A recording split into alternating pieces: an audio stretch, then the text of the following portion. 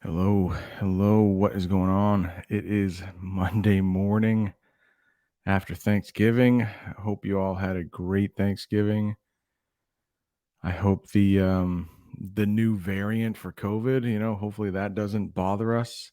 I don't think we have anybody out on quarantine, but I'll continue to do these video lessons just in case. I don't think it's going to happen, but just in case we all have to go remote, or more likely a few people have to quarantine, that has happened already. Or just in case you want to rewatch the lesson, you can maybe you miss one of the words or whatever, you can always go back and rewatch, which is a great way to study for anything. So I like the idea of these video lessons. I hope you do too. All you have to do is just sit back, relax, maybe take some notes, maybe fill out the study guide for these words. I'm not sure how much longer I can keep printing these because the powers that be have told the teachers, hey, you need to be careful with what you print. So we'll see. But we have some new words today. This is vocabulary number 6. I think I can share it right there. Yeah, these are all words that have let me go a little bit bigger here. The prefix either mal or Benny. And a lot of English comes from the Latin. And you may see this as you get older, like, why do I need to learn Latin? I think in high school you can take Latin classes. I mean, it's really good if you want to become a lawyer or anything in the medical field, because not to go too much into the history, but at one time France invaded England, and French is a Latin based language. We call it a romance language, not because anything to do with love, but because more like Roman romance, like Italian, French. There's a few more, Spanish, Portuguese. They're romance languages. They were influenced by the Latin. And so when England was invaded by France, the French language influenced the English language. French comes from Latin. So we have a lot of Latin roots in our language. And the great thing about it is if you know what one of the roots means, for instance, Bene, Bene, and you've never seen the word before, when you come across it when you're reading, you might have an idea like, oh, okay, probably a good thing. Or mal, Mal, probably a bad thing. So we're going to go over 10 words today. I think 5 of them have Benny, 5 of them have Mal. Some of them you may have seen before, but if you've never seen it, you'll at least know what is a good word and a bad word because of Benny and Mal. So let's take a look at some of these. Well, let's take a look at all of them. Let me pull it up here. So the first ones, I think it's just because it's alphabetical order, and we do have some ads here that we have to watch out for. But yeah, 10 in this set. You see Benny, Mal, good and bad. This is number 6. And again, you can always play the match game to learn these. You can play the gravity game that really helps you with your typing, by the way. And we got those ads. So the first one is benefactor. That's how you pronounce that, benefactor. And that is a person who gives friendly aid, usually money, but not always. Here, you got Oprah. I'm not sure if you remember Oprah. You might not have been alive when she had her TV show, but she would always be giving things away. Like, there's a meme of her now. I think it's like, you get a car, you get a car. So obviously, if somebody were to give you a car, they would be your benefactor. Parents don't really count. Maybe a rich uncle or a rich aunt could be your benefactor. We got college coming up for some of you, right? Maybe 5 years or so. And if your family is like my family, it's like, whoa, I don't know if I can afford college. Hopefully, a benefactor will swoop in and say, hey, let me pay for your college. Wouldn't that be great? But if they did that, they would definitely be a benefactor. Doesn't have to be with money, but somebody who helps you out, provides aid in some way. And that word benefit, you may have heard of. So somebody will benefit. That's the verb. Somebody will benefit or get good things from a benefactor. Hope that helps. The next one is beneficial. Beneficial. Along with being good for you, beneficial. This is an adjective. It describes nouns. So I'm hoping that this lesson is beneficial to you. I hope this is a beneficial lesson. So it would be helpful. What else is beneficial right now is snow plows and sanders. This morning, I thought we might wake up to some snow because last night when I went to bed, I looked at the snow excuse me, snow day calculator, and it was like at 53%. So I'm like, it's kind of low, but we might have a snow day. Obviously, we didn't because we're in school. But if we did have some snow, you know what would have been beneficial is if the sanders and the salt trucks and the plows would go out because that would really help the roads. It would be beneficial to the roads. Hopefully you find school to be beneficial to you, like giving you good things. Hopefully beneficial. You know what would be beneficial? Getting a lot of sleep at night, which I did not. I don't know about you, but the day or the night before a vacation ends, it's tough. It's tough to get that really good sleep. I had trouble going to sleep, and then I was up at like 4:15 this morning. I'm not sure.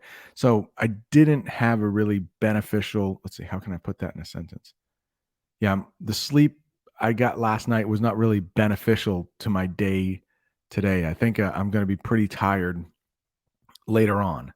Beneficial. I hope that helps. Let's skip this ad down here. Benevolent. Benevolent. Again, mostly used as an adjective, but that benefactor who helps you, they would definitely be benevolent. That's a fun word to say. Friendly, helpful, benevolent. A lot like beneficial, and almost these two can be used in the same way almost, but man, sometimes you'll hear like a benevolent dictator. So someone who has complete power, but they're nice. Benevolent. It's fun to say. It is mostly used as an adjective to describe nouns. Benevolent. Hopefully you have benevolent parents. Hopefully they are good to you. Helpful. Hopefully you have benevolent teachers and you will benefit from them. That's the problem sometimes with going over these Latin and Greek roots, is that you'll have a lot of words that mean very close to the same thing. But overall, I think you'll understand what Bene and Mal mean. So benevolent, benevolent. What's the next one? Benign, benign. I will tell you, the most common way to hear benign is when we're talking about cancer. So if you have cancer, or if you know someone who has cancer, I hope the cancer that they have is benign. That means it's so it doesn't mean that it's good for you. It just means it's not harmful. We're going to get to another type of cancer. Starts with a mal, M-A-L, so that's bad. But malignant is the word we'll get to soon. So a lot of times cancer will be either benign, that's the good kind of, it's not going to hurt you. So there might be a tumor there, it might be small, it might not be cancerous, you might not have to have it removed. So benign. Malignant does bad things. So if you have cancer, you want the benign type of cancer. Again, not good, but it's not bad. It's not bad. And I think this is the last one for Benny. Just know, for the quiz or whenever you see Benny in a word, it's good, right? No problems there, hopefully. Now, the next one, you could pronounce it mal, and sometimes it is. I don't think this is one of our words, but sometimes it is pronounced mal, as in malware, not one of our words. But if you're into computers at all, or just have ever heard of like malware, like just know that's not good for your computer. If you somehow get malware, maybe you were searching up some websites that you shouldn't have been searching up, and then you got some malware on your computer. So sometimes it is pronounced mal, but you'll probably hear me pronounce it mal. Most of these words, that's the way it's pronounced. All right, let's make this bigger because I can't see it. Oh, malady. A malady is the next word. And you can see it's a pretty simple definition right there. Excuse me. A malady is just some kind of an illness. It's a fancy way to say illness. I mean, certainly with what's going around in the world now. I can't remember what do you remember what's called? Don't worry too much about it, but the South African variant, is it Omicron? I think it's another Greek letter. You know, hopefully it's just you hear both sides. People are saying, nah, it's not that bad. It's more contagious, but if you're vaccinated, it's not any worse than the other variants. It seems like we have a new one each week. But some countries are shutting down. I just learned that Morocco, it's in northern Africa, they're just completely shutting down. I also heard that Austria, excuse me, that's in Europe, not in Australia. Austria, they're going back to lockdowns. I don't think that's going to happen in this country, but if it does, we're prepared, right? But that stuff that's going around, you could call it a malady. A malady is another way to say illness. Hopefully, hopefully we'll be fine. I mean, I know we'll be fine, but I just hope that we get to stay in school. We don't have to stop going to school. Although maybe a week would be nice, right? I know we just had a vacation, but having a week off, not off, but a week of remote where we could stay home in our pajamas, as long as nobody gets really sick. We just want to be precautionary, and that might be okay. Might be okay, just for a little bit. I don't know about you, but remote learning for a long period of time, it's not my cup of tea. That's for sure. Not my cup of tea. The next one, malfunction. So if you were doing remote learning, malfunctions happened all the time. So if something is functioning, it's working well. Stick that mal in the beginning, malfunctioning, that's not working very well. So hopefully your iPads do not malfunction that often, but I know they do. There will be some times where, we both can't fix what's wrong with your iPad. And I'll say, hey, do you want to go see Mr. LeComp? That guy can fix anything. So if your iPad is malfunctioning, Mr. LeComp is probably a good place to go. Hope that one helps. That's not too bad. If you know function, yeah, it's so early in the morning. My voice isn't really wanting to work. That's not too bad. Malfunction is not too bad. The next one is malice. You see that right there? Malice. We're almost done. Only two more. Malice. To do something wrong on purpose. So something could be done with malice. And that would be bad intentions. That would mean somebody meant to do something bad on purpose. Now, I hope this doesn't happen to you, but I'm sure it has. With social media these days, when your friends are getting together, right? Maybe you have a group of 4 friends, right? You're always together, always the 4 of you. And it's a Friday night, and you're sitting at home and you're scrolling through whatever, TikTok, whatever it is. And you see the other 3 friends are together.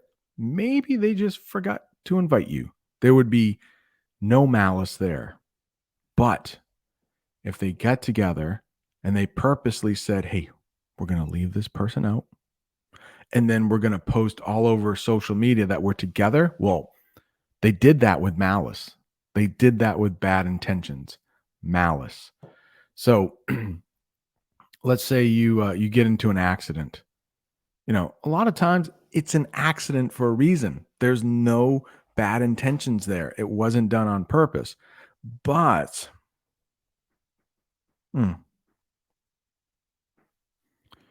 got an email here. It could be an important email. Not for you, but for me. I don't know. Are we getting a new student here? I don't know. Maybe a new student's coming in. Well, if you're new here, hey, how are you? Hope the first day goes well. I think we just got an email about that. Where was I? Oh yeah, if you get into an accident, it's probably not done with malice. It's an accident. But if you remember what happened, tragic story last week, there was a parade, Thanksgiving parade, and then some person like deliberately drove through the crowd. That was done with malice. They wanted to hurt people. At least I try not to watch the news that much, but that's what I've heard. Like that was done with malice. I think the guy is going up on like 5 counts of murder, maybe a sixth count of murder. I think somebody else died. Awful. So, but that was sounds like it was done with malice. Of course, people are innocent until proven guilty, but looks like there's a lot of evidence to prove that this guy drove through that crowd with malice. It wasn't a malfunction of the car. Maybe the brakes weren't working. That would be a malfunction. Looks like he did that with malice. All right, the last one. Let me make this bigger so I can see it. Malpractice. Malpractice. We usually talk about this with doctors. Usually doctors. So you can see the definition is an instant of bad conduct or treatment from a doctor or another professional. So if a doctor is found guilty of malpractice, it means they literally tried to hurt their patient. It wasn't an accident. They did it with malice. So, man, every so often you'll hear about this. Like somebody has to go in and have their leg amputated, right? Taken off. And it might say on the chart, hey, take off the left leg. Okay, take off the left leg. If the doctor, every so often you hear about this, excuse me, they do the wrong leg on purpose. If the left leg has to be taken off, they're like, I'm going to get this person. I'm going to take off the right leg on purpose. That would be malpractice. Doctors can be sued for that. Yeah, awful stuff. Unfortunately, you hear sometimes of like elder abuse. Like for some reason, when older people, they can't take care of themselves, there is some abuse that goes on with doctors and nurses. That could be malpractice if they are doing it on purpose with bad intentions. That is malpractice. Mal, bad, mal, could be mal, like malware. All right. I think we're good, right? Hopefully, you know all these 10 words. You could take the test right now. Don't worry. The test won't be in until next week, but you can be working on that study guide. Maybe you have it done already. I don't know. All right. We'll see you.